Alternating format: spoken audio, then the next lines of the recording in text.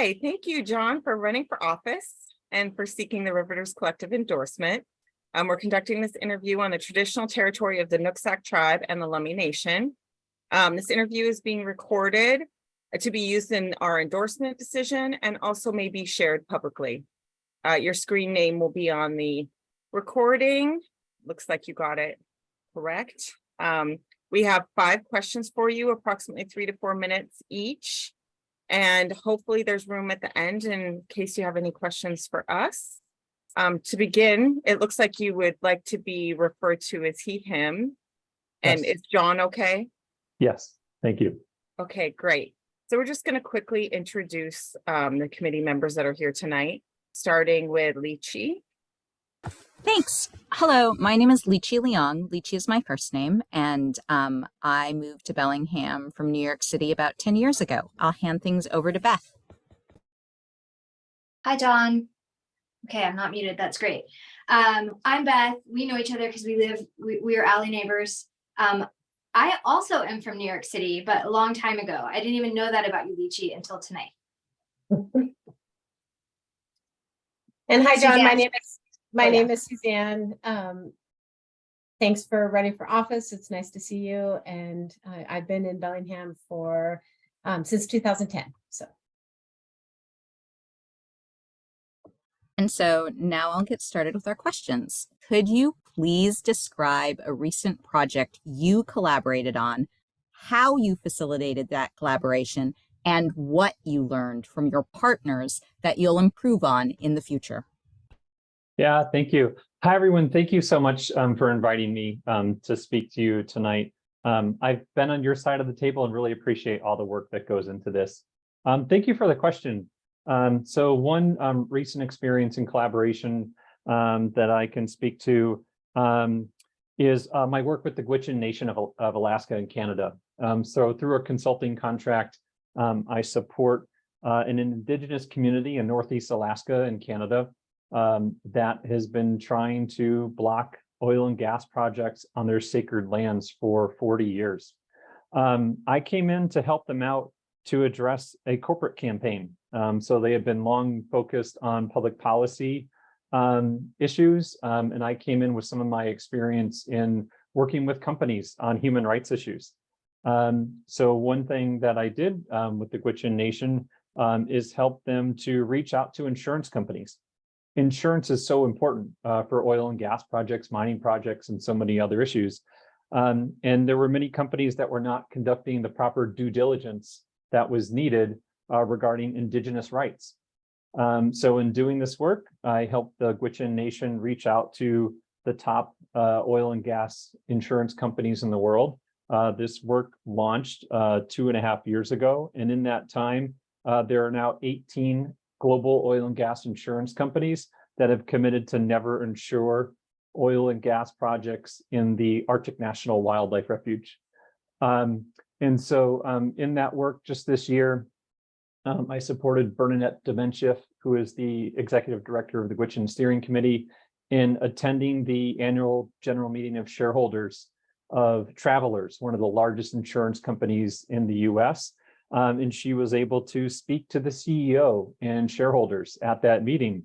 And for the very first time, the CEO said to her, "We do not insure in the Arctic."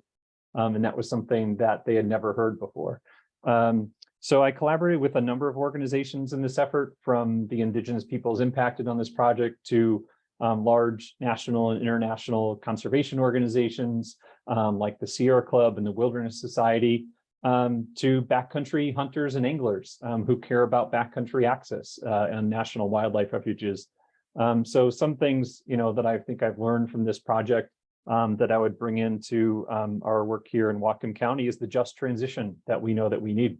And so I've been talking with workers, I've been talking with other elected officials, been talking with companies about how it is that we bring that just transition to Whatcom County, and that's something I'd want to pursue if elected.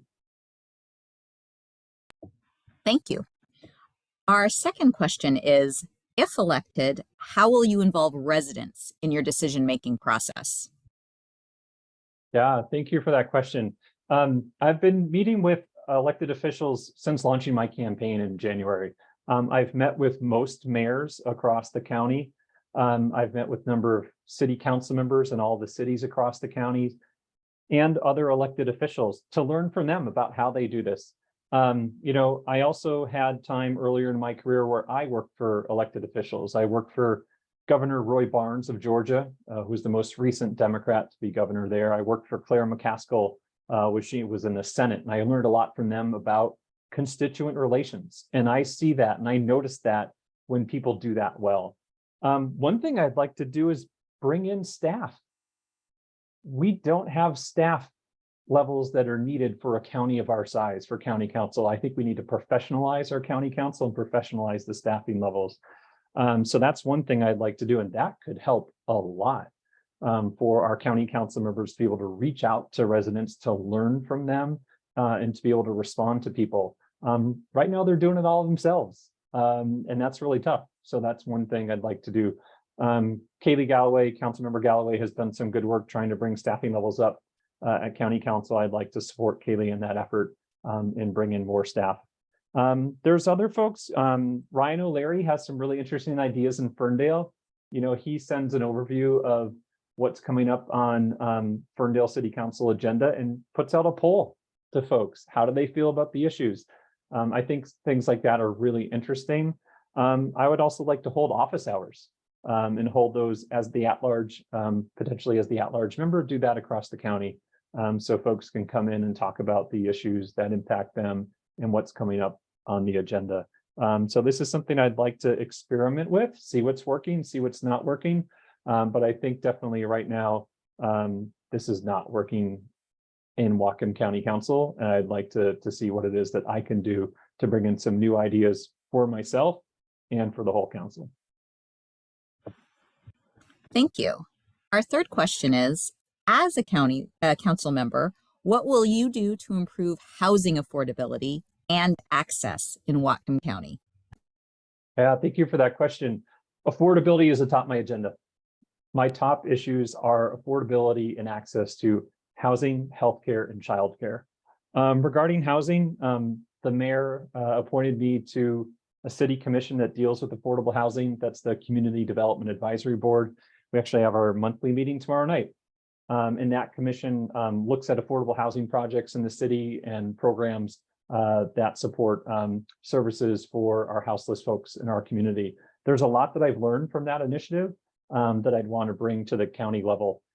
So one is, you all know this, we need a lot of housing, right? The studies show that in our county over the next 20 years, we need 35,000 units. The majority of those units, about 2/3 of those units, have to be affordable. One thing we need to do is be aggressive in the cities in implementing the bills that were passed in the legislature this past session. So particularly in Bellingham, upzoning with the bill that was passed for the missing middle housing bill. I'd like to see Bellingham, if they upzone, go into some of the urban growth areas that make sense, such as Marietta Alderwood, the North U Street section, some of the other north sections of the city, up the guide, in some of the areas outside of the Lake Whatcom watershed, where if the city expands, they can upzone in those areas. So that's something I'd like to see done. And we need funding. We need funding for all the affordable housing projects that are out there. I think there's some ways that, the state legislature has done a good job adding to housing programs this past session, but there's a lot more that can be done. For example, there's a provision in state law that allows only San Juan County to add in a real estate excise tax for affordable housing. And the 40th LD legislators, like 2 decades ago, did a great job at this for their constituents in San Juan County, but it's something that isn't accessible to every other county. So there's weird things like that in state law that have to change. There was a good discussion behind the scenes this session about some other potential revenue and resources that cities and counties could go into and use. That discussion fell apart in the last few days in the session. So I'll advocate for that in Olympia, and I want to partner with you all in advocating for those resources in Olympia. We also need to change permitting. There's so many folks from workers to companies who prioritize housing in our community, and we know that it takes too long and it's too costly to build in our community. So there's so much that can be done.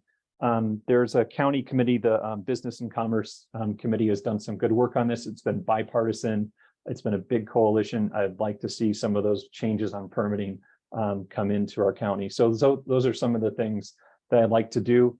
And one is to just be a champion for it. Like, we need to shout from the rooftops that we need more housing and we need to do it now.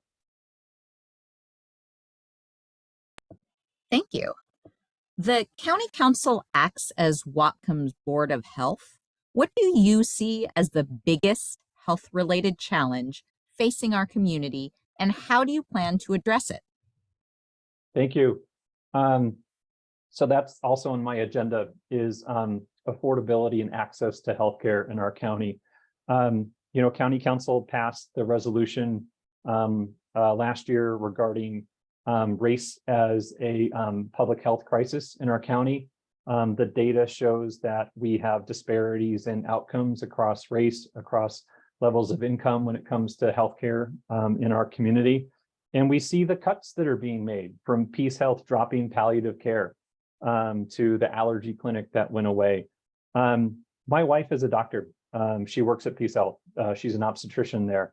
And she also went out in the community and launched her own private practice. We've been together for 20 years since she was a first-year med student. U.S. public healthcare policy has been part of our dinner table conversations the whole time we've been together. So this is something near and dear to my heart. I've worked on public health policy throughout parts of my career. And so what I'd like to do is study the gaps in services in our county and see what the best approach could be to fill those gaps. One potential thing that we could do that other counties do is to create a larger public hospital district for the county, or a PhD. Every single hospital in Skagit is under the jurisdiction of a PhD. They have 3 hospitals there. We're larger than them. We have 1. There is a PhD for Point Roberts that funds their clinic that they have there. And then the workers at Diablo and New Halem who work at the dams and the facilities there are serviced by the PhD in Cedar-Woolley. This is something I'd like to study, to experiment with. I've been talking with folks who help create PhDs in other counties. Some of the other counties that are looking at this are counties similar in size and experience to us. So Yakima and Kitsap are studying this right now. They are also communities of about our size that also have 1 main hospital. That's a Catholic hospital. They have all the same issues that we have. Kitsap County has partnered with Johns Hopkins University to study this idea to see what's feasible. So I say, why not crib from them? If another county is already doing the research, let's look at what they're doing. We'd have to apply that specifically for our county to see what works here. But I think this is something we should consider. There are more than 50 PhDs across the state. The majority of them do run hospitals, but they do other things too, from funding primary care in rural areas. I've talked with mayors in cities in our county that have lost primary care and are so desperate to bring that back to their communities. We know the great needs that we have for behavioral health issues, for substance use disorder. We know the challenges we have nationwide when it comes to access to reproductive care, when it comes to access to gender affirming care. And looking at the national context, we have to make sure that we can provide that in our community. So I think this is one way to go. And a 4-year term probably is a good timeline to start the study, then go to the voters and eventually see, could this be potentially a revenue source for our county? The current level that you can go up to with a PhD is 0.75 per thousand of assessed value. You can put a property tax on the ballot. So if the economy approves and the politics are there, this could be a way to go. And for our county at current assessed value, you could bring in $40 million a year in our county for healthcare needs.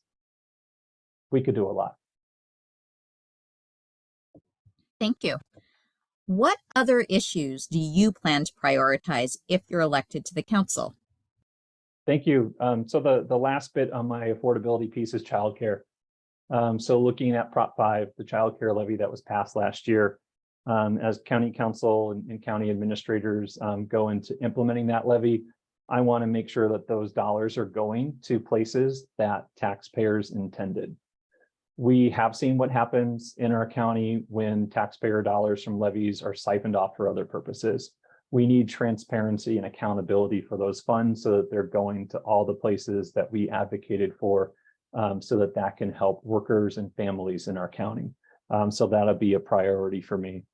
Other issues for me, as I mentioned before, around building up county council as a truly modern body that is seen as your day job, that's what you do, and that there's staffing for that county position. I think this is, given the size of our county and the growth of our county, I think that ought to be a priority. I mentioned the just transition earlier. There's so much interesting work going on in our county where we see things like the electric buses coming to Ferndale. I love seeing every new cool boat that comes out of All American Marine, to the marine battery technology firm Corvus that came into Fairhaven recently. We could be a center of the just transition and a center of the green economy. And it has to be done in the right way. It has to be done in a way that aligns with the indigenous rights of our tribes, that involves free, prior, informed consent for indigenous peoples, that involves workers, that involves families. And there's so much that we have here that can benefit us from the studies that the Port Commission has done, looking at the I-5 corridor and buildable lands that can be used for light manufacturing.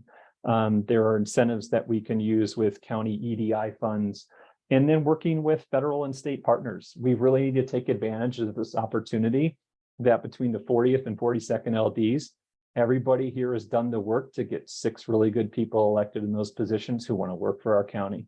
So bringing those dollars home and working with Congressman Larson to bring those dollars home as well, as he's been doing, and working with our senators, Senators Cantwell and Murray, to do that. So I think if we can pull all this together and be champions for that just transition and bringing those living wage jobs to our county, we can make sure that we avoid some of the mistakes of the past where we don't plan, and then we see out-of-state companies like Alcoa make decisions in boardrooms and on Wall Street that impact us. If we can plan ahead for that future, we can bring good jobs here and keep good jobs here in our county. Right. Thank you, John. Do you have any questions for the Rivers Collective? Yeah, can you remind me what your timeline is for your decisions? Beth, did you want to go over that again?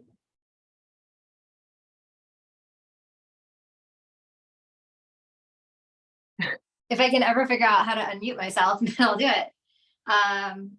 Yeah, okay, let's see. I gotta find it. Okay.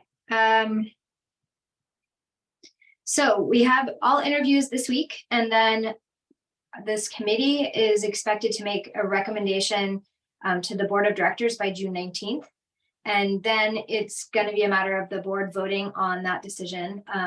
So I would expect like within a week after the 19th, and then we will call the phone number that you provided just to notify you of our decision before we make the announcement publicly. Great. And then just given that, let's see if that's about, this is the 19th, 26 or so. That leaves 2.5 weeks before ballots go out in the mail. So what's the plan for getting the word out to voters and letting voters know about your endorsement? I'll take that one. This is hi John, Suzanne.